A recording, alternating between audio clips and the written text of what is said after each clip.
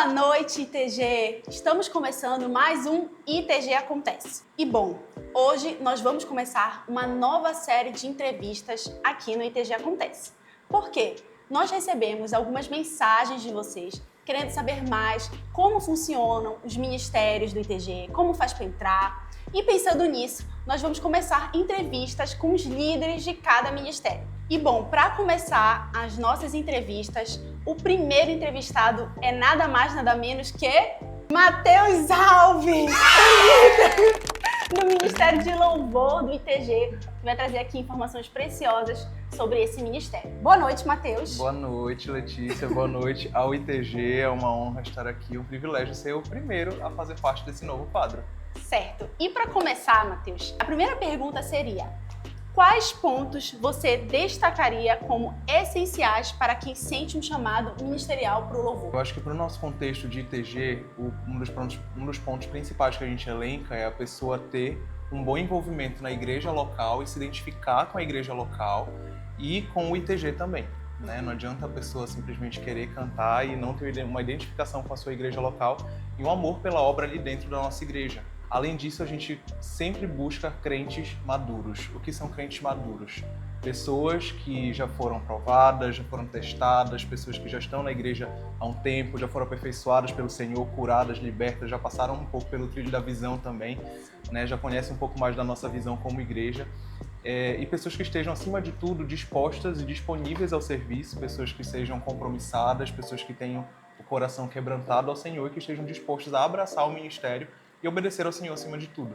Porque às vezes a gente tem algumas missões, né? A gente é aperfeiçoado pelo Senhor, a gente tem algumas demandas em que a gente precisa de perseverança, amor e temor ao Senhor. E acho que isso são os critérios básicos assim, para as pessoas que querem de fato entrar no louvor. Não é só saber cantar e saber tocar, mas de fato ter um coração disposto e tratável pelo Senhor em todo o tempo.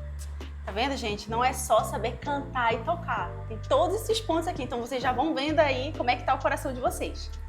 E a segunda pergunta é: e o que a adoração representa na vida do cristão? Como isso impacta diretamente o corpo de Cristo, o louvor, a adoração ao Senhor, na sua visão? Essa segunda pergunta, para iniciar a resposta, eu tenho um trecho do livro O Coração do Louvor e da Adoração, do Bob Sorge, que é um palestrante já muito conhecido, que navega nessa temática de louvor e adoração por muito tempo, e ele diz: a adoração é a nossa resposta afirmativa à autorrevelação do Deus Trino. Para o cristão, cada ato da vida é um ato de adoração, quando é feito com amor que corresponda ao amor do Pai.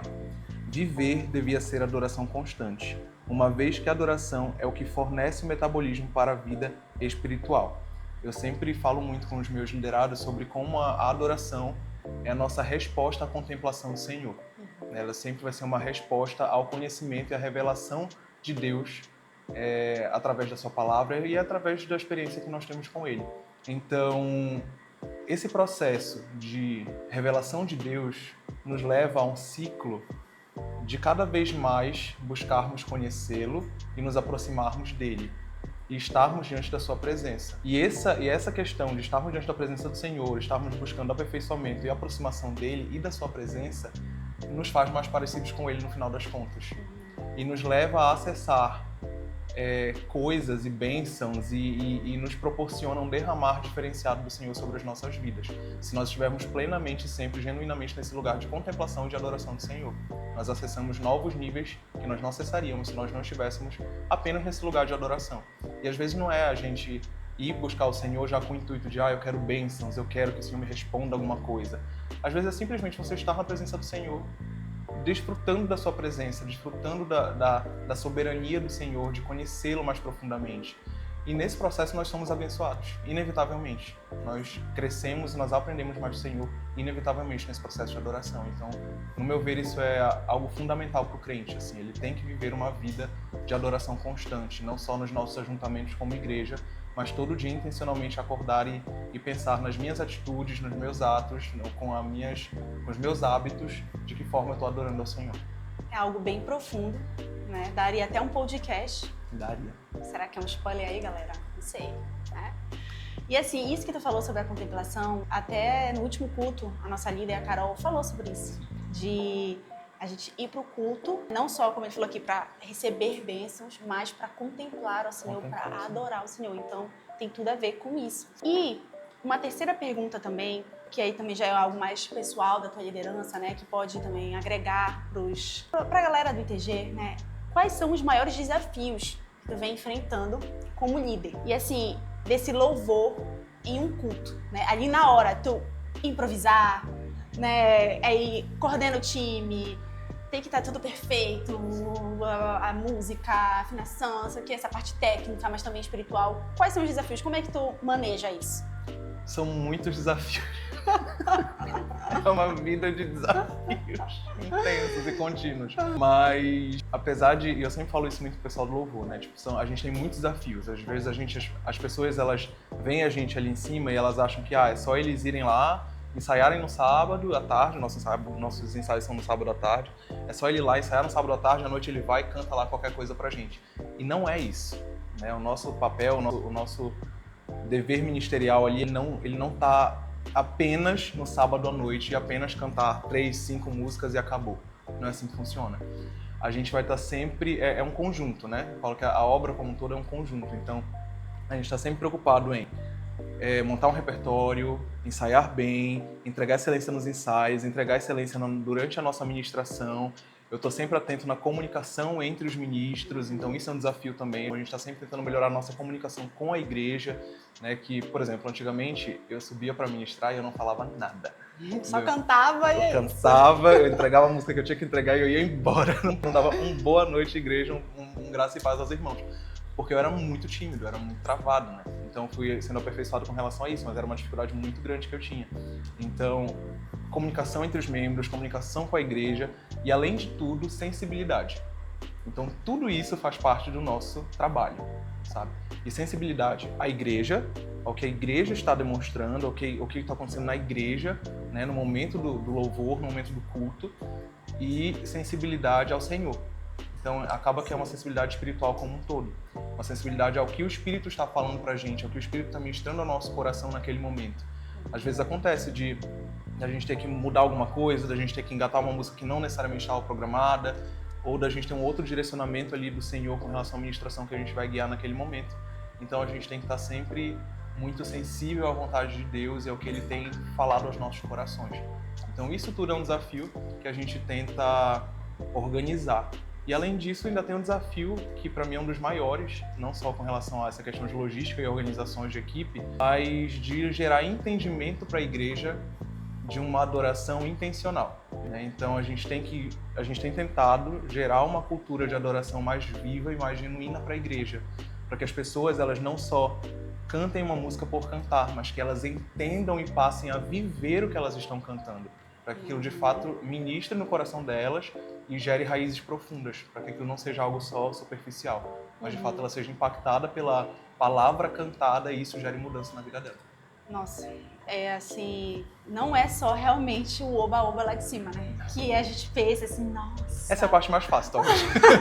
Nossa, eles estão ali cantando, tem toda uma preparação por trás, né? Algo bem profundo e sério, né? E a próxima pergunta já conecta um pouco com essa terceira também, né? Sobre os desafios e a preparação, né? Para vocês saberem lidar com esses desafios. Então, como o time se prepara espiritualmente e tecnicamente antes de ministrar?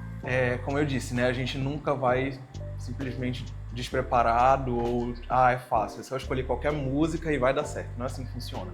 Os nossos repertórios, eles são muito orados, eles partem de um lugar de vida no secreto com o Senhor primeiro e do Senhor ministrar os nossos corações primeiro. Então, nada é por acaso ali. Tipo, todas as músicas de todo sábado, nenhuma delas é por acaso, sabe? A gente sempre tá a semana toda em oração e buscando o Senhor. E ora exatamente assim, tipo, Senhor, o que o Senhor quer que eu cante sábado, sabe? O que o Senhor quer ministrar a mim e a sua igreja, né? Qual é a mensagem que o Senhor quer passar nesse sábado pra gente e de que forma o Senhor quer ser adorado, né? Essa é sempre a nossa oração norteadora. A gente é um ministério de adoração muito pautado em oração e vida com Deus. E o Senhor, Ele tem feito maravilhas no nosso meio com relação a isso. Ele, de fato, nos direciona e ministra intensamente aos nossos corações para que a gente possa, de fato, transmitir à igreja algo genuíno que partiu do nosso coração também. Então a gente sempre está em oração, a gente jejua todos os sábados de forma fixa. Muito importante. Além de que todo crente já deveria jejuar naturalmente, tá? Se não jejua, fica aí, tá né? errado, tá bom? Deixando bem claro. Ele não perde a oportunidade de exortar a igreja. Jejum, Ele não leitura da perde. palavra, entendeu? Se não tá fazendo direito, não vai rolar, tá? Então, a gente jejua fixamente todo sábado, né? Pelo nosso ministério, pelo ITG, pelos membros do nosso ministério e por cada vez mais dependência do Senhor mesmo. E a gente tem provado a bondade dele através disso tudo, né? A gente tem colhido frutos muito bons a partir desse nosso processo de entendimento das disciplinas espirituais e de vivermos isso de fato, né? Então, a gente jejua e ora bastante, a gente tem os nossos encontros, os projetos mesa que a gente faz, que foi implementado pela nossa líder na época, Carol, e deu super certo. A gente hoje usufrui de uma unidade, de uma comunhão entre equipe que é muito bom porque o Senhor geralmente no nosso meio ministra muito no coletivo. Então é muito comum o Mateus chegar com uma palavra para compartilhar com o grupo que também já está sendo ministrado no coração dos outros membros. E a gente se reforça, a gente testifica um ao outro, digamos assim. Então é muito bacana ver que a gente anda em sinergia no mesmo espírito com relação ao que o Senhor está ministrando nos nossos corações, para que a gente possa também ministrar para a igreja, né?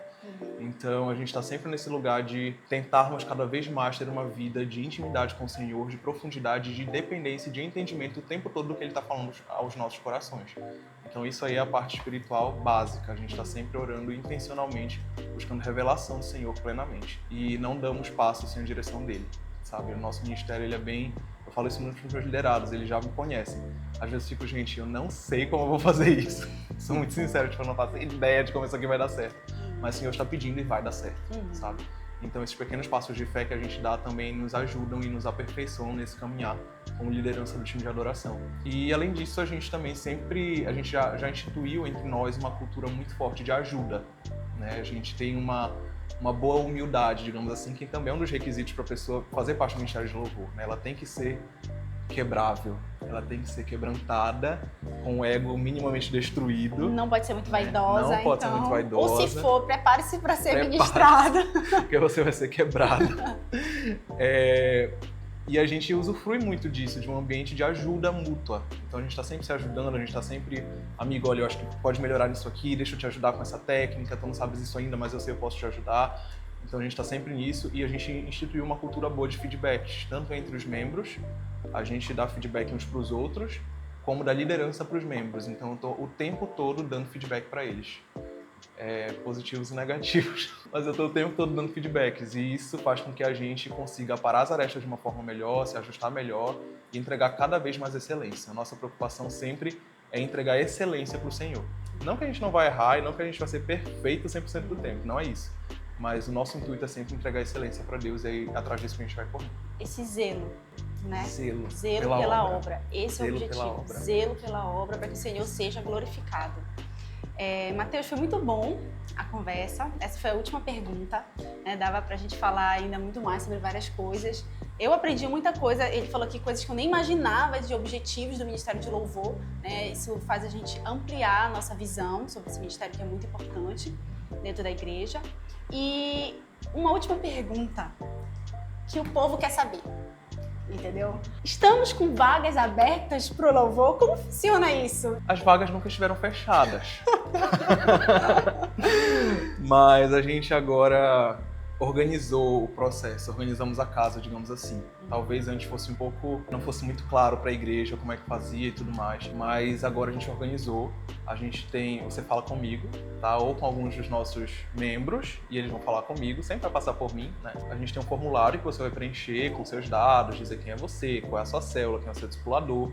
Você vai receber os critérios mínimos para você entrar no Ministério de Louvor. No final, você está pleiteando uma vaga em um ministério, né? Você vai ser ministro na casa do Senhor. Então, querendo ou não é, como eu te disse, não é que a gente espera pessoas perfeitas. Eu não sou perfeito, então eu não estaria ali se fosse o caso. Mas a gente espera, assim, um grau de maturidade dessas pessoas. Então, tem esse processo, né, de ter esses requisitos básicos e a partir daí, de entrar em contato comigo e preencher esse formulário, a gente vai te encaminhar para começar a participar dos nossos ensaios. ainda não ensaiando já como músico, mas participando, observando a gente, tirando as dúvidas, e ali a gente vai conversando com a pessoa e a gente vai conhecendo um pouco mais dela por um período aí determinado. E aí depois a gente faz uma breve audiçãozinha, né, pra gente conhecer um pouco mais dos talentos, do talento musical dela, né? Porque... É nessa hora que a galera treme, né? Quando tem audição. Mas a gente é tranquilo, a gente é muito de boa. Olha, eu gostei, porque é organizado, tem processos, me deu até umas ideias assim pro Ministério da Comunicação. E todo esse processo é muito baseado em oração. Nós temos membros que valorizam muito essa cultura de oração. Então isso é muito legal, porque não é uma posição só da liderança. Os meus liderados, eles também são pessoas de oração. São homens e mulheres que estão, assim, bebendo da fonte, sabe? Buscam a revelação do Senhor o tempo todo.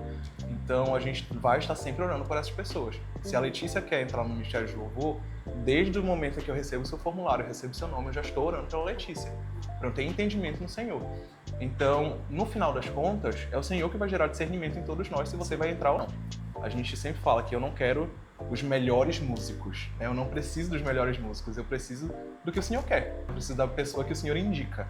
Então, pode ser que você seja um ótimo músico, uma pessoa excelente em técnica, em conhecimento, e o Senhor fale que não é o momento para você entrar. E a gente vai precisar ter maturidade e equilíbrio para entender que não é o momento. Assim como pode ser que tenha alguém que não tenha muita técnica, mas que está ali com a gente, o Senhor fale...